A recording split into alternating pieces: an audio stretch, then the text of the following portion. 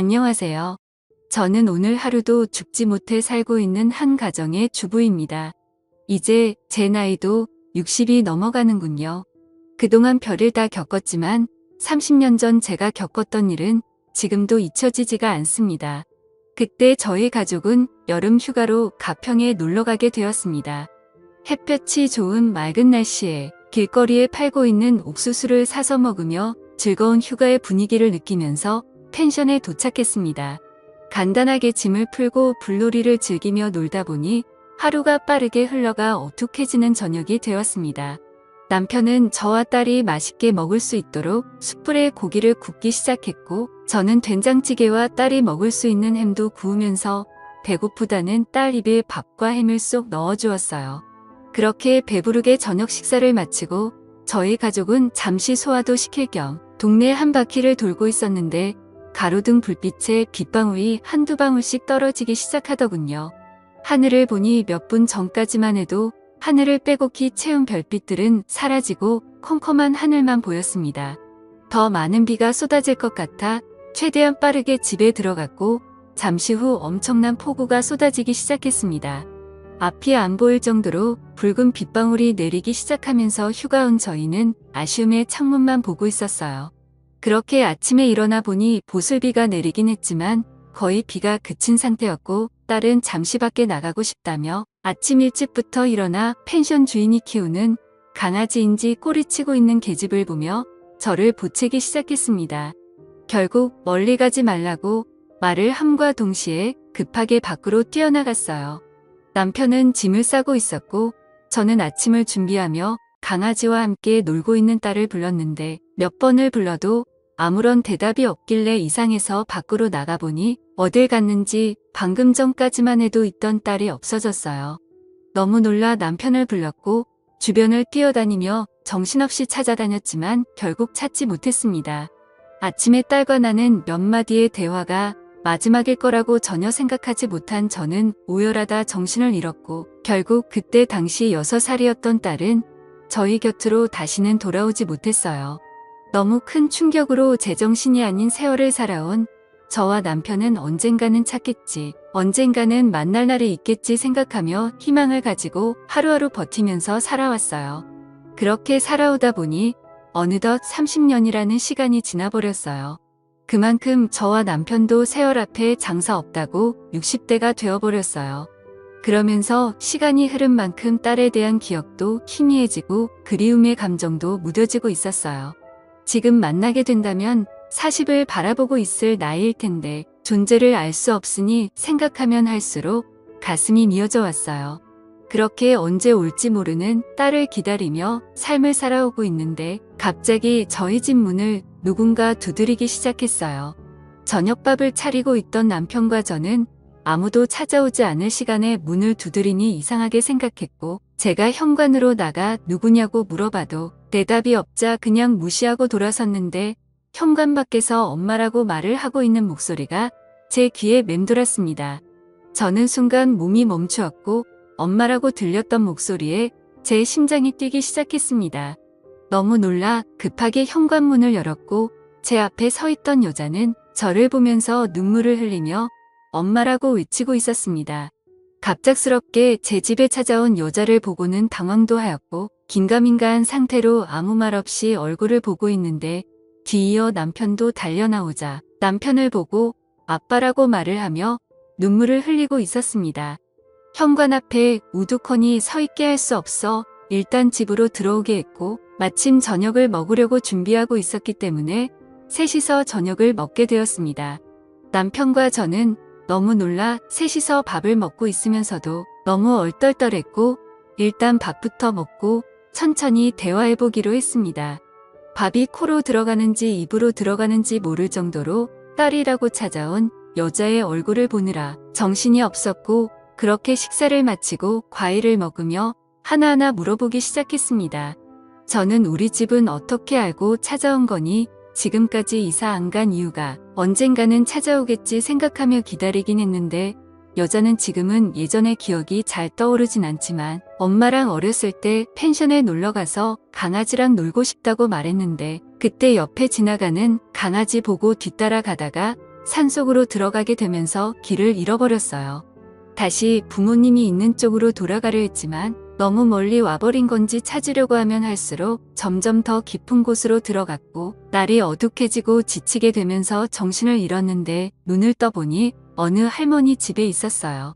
깨어난 저를 보고는 음식을 챙겨주셨고 그렇게 부모님을 찾아준다는 할머니의 말에 함께 지내게 되었죠.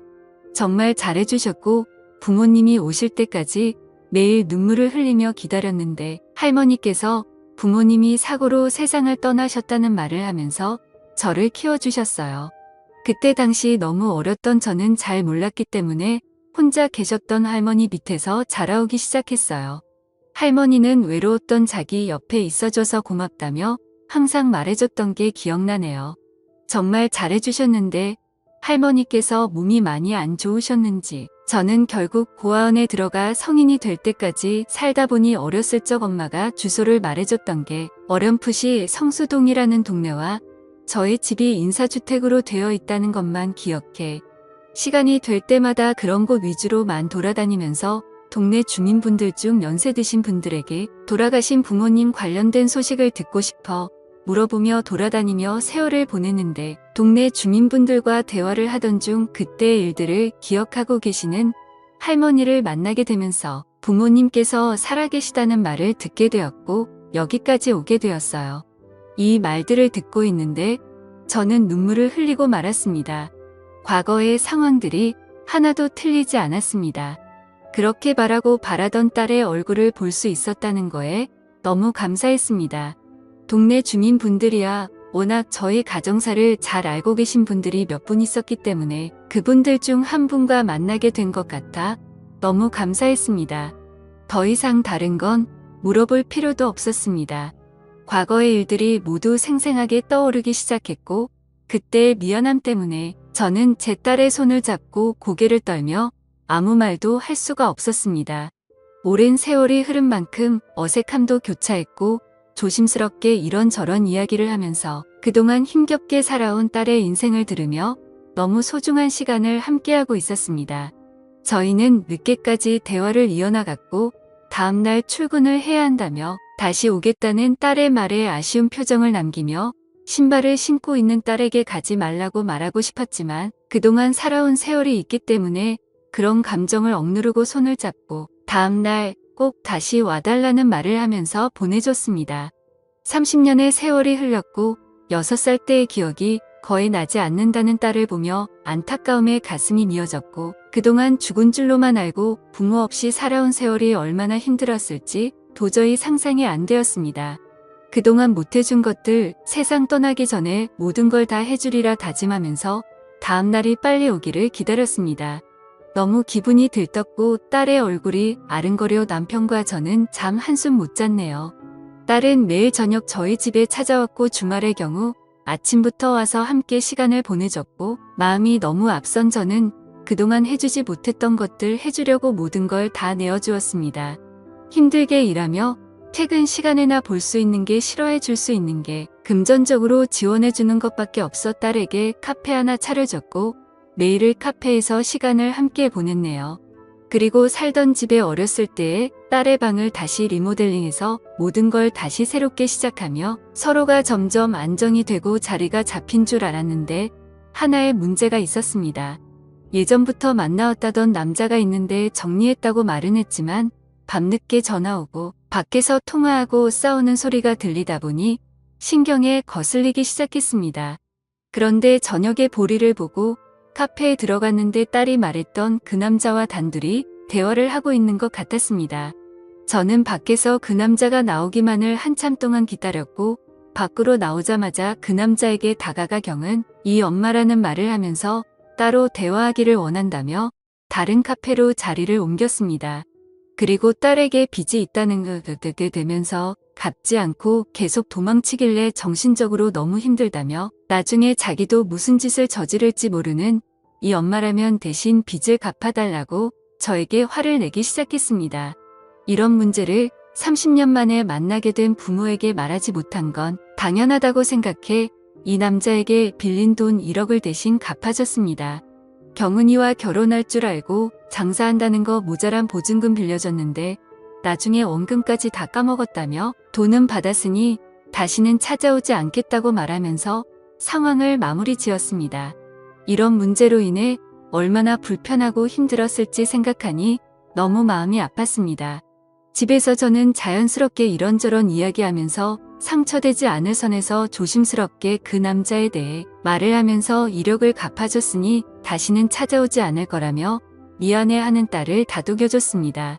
30년의 세월 동안 부모 없이 살아보겠다고 발버둥치다가 이런 일들이 발생된 것 같아 마음이 너무 무거웠지만 앞으로 모든 일이 잘 될 거라고 좋게 생각했습니다. 그런데 생각지도 못한 문제가 발생되면서 손발이 떨리기 시작했고 딸과 그 남자의 대화 속에 듣게 된 진실의 충격을 받고 말았습니다. 늦은 새벽 갈증이 나서 주방으로 내려가려고 하는데 딸이 밖으로 조용히 나가는 모습을 보게 되고 그 남자가 아니면 통화할 일이 없을 거라 생각해 또 접근하고 있는 건가 의심스러워 조심스럽게 현관 앞에서 통화하는 소리를 듣고 있었습니다. 그거 먹고 나르지 마라. 내가 지금 여기서 얼마나 혼신의 힘을 다해서 연기하고 있는지 알아? 여기 완전 부자인 거 알지? 이 집이며 돈이며 모두 내 거가 될 거니까 조금만 기다려. 나중에 다 내 명의로 돌려달라고 말할 거야. 그때 같이 살면 되지. 좀 답답해도 기다려. 이 사람들 살면 얼마나 살겠냐. 밑작업이 얼마나 중요한지 몰라. 일단 이력 받은 걸로 생활비 좀 하고 있어. 그리고 나 지금 이렇게 나와서 통화하면 안 돼. 제발 전화 좀 그만해. 이러다 들키겠어. 지금 거의 마무리되고 있는데 모든 계획이 실패했으면 좋겠어. 제발 생각 좀 하고 살자. 우리 인생도 좀 펴야 할 거 아니야. 의심을 사게 되면 나중에 유전자 검사하자고 할지도 모르잖아. 그럼 빼박이야. 내가 전화할 때까지 무조건 기다려. 그럼 끊는다. 이 말들을 현관 앞에서 듣고 있는데 몸이 굳어 움직이지도 않았습니다. 저는 몸을 피할 힘도 없어 딸이 보이지 않는 곳에 주저앉아 숨었고 방에 들어간 모습을 확인한 후 저도 힘들게 방으로 들어갔습니다. 도저히 믿을 수 없는 말들을 듣게 되면서 무서움에 자고 있는 남편을 깨워 이 사실을 말하려 했지만 받아들이기가 너무 힘들었네요. 그만큼 기다려온 딸인데 아니었다고 돈 때문에 접근한 거라고 말을 하면 분명 쓰러지고 말 겁니다. 저도 지금 힘겹게 정신 붙들고 있는데 혈압이 높은 남편은 아마 이번 일이 밝혀지면 세상을 떠날 수도 있을 것 같다는 불안감에 모든 상황 조용히 해결해야겠다 생각했고 다음 날 남편과 저에게 애교 부리며 딸 행세를 하고 있는 의문의 여자에게 아무렇지도 않게 평상시 때처럼 행동했습니다. 이 여자가 계획한 것처럼 그냥 우리가 세상을 떠날 때까지 조심이라도 하면 될 것을 이런 사실을 걸려서 또 다른 상처를 줬다는 게 버티기가 너무 힘들었네요. 남편은 출근하고 의문의 여자도 카페로 출근을 했습니다. 저는 친구들 만나야 한다며 저녁에 카페에 들린다고 웃으면서 말했고 아무도 없는 집에 혼자 남아 의문의 여자 방에 들어가 바닥에 떨어진 머리카락들을 주워서 유전자 검사를 진행했습니다. 통화 속에 나온 진실에 유전자 검사할 필요도 없었지만 그래도 믿기 싫어 확인해보고 싶었습니다. 집에 돌아와 한참을 멍하니 있으면서 함께 찍었던 사진들과 추억이 모두 거짓이었다니 생각하며 핸드폰에 담긴 추억들을 보며 한참을 울었고 저녁이 되고 길 건너편에서 열심히 웃으며 일을 하고 있는 의문의 여자를 보고 있으니 그냥 이대로 살까? 딸로 받아들이고 살까? 다시 예전으로 돌아가기 이대로 모른 척하고 살다가 세상 떠났으면 좋겠다는 생각이 들었습니다.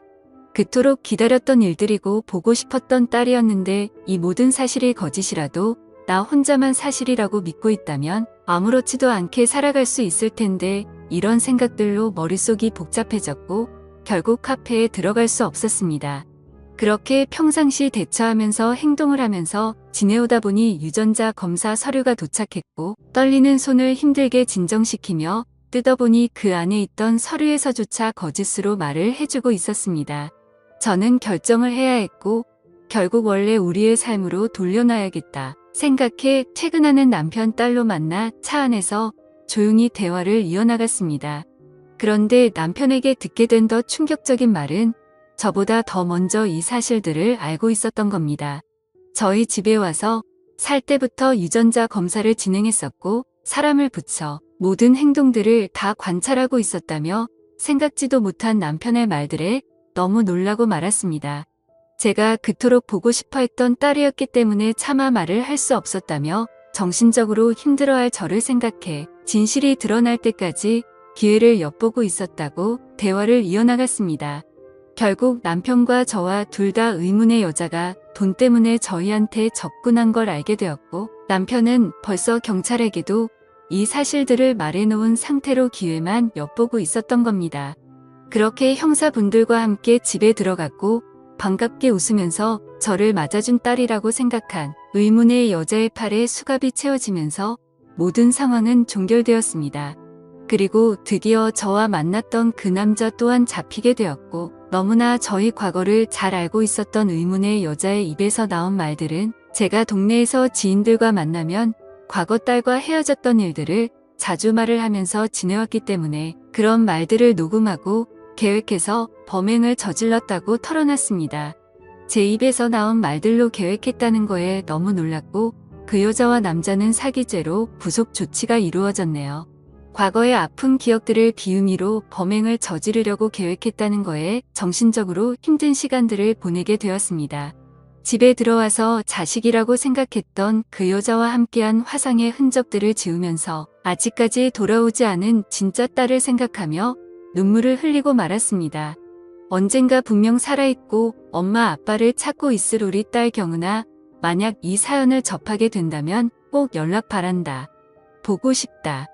그래도 세상 떠나기 전에 얼굴 한번 보고 싶구나.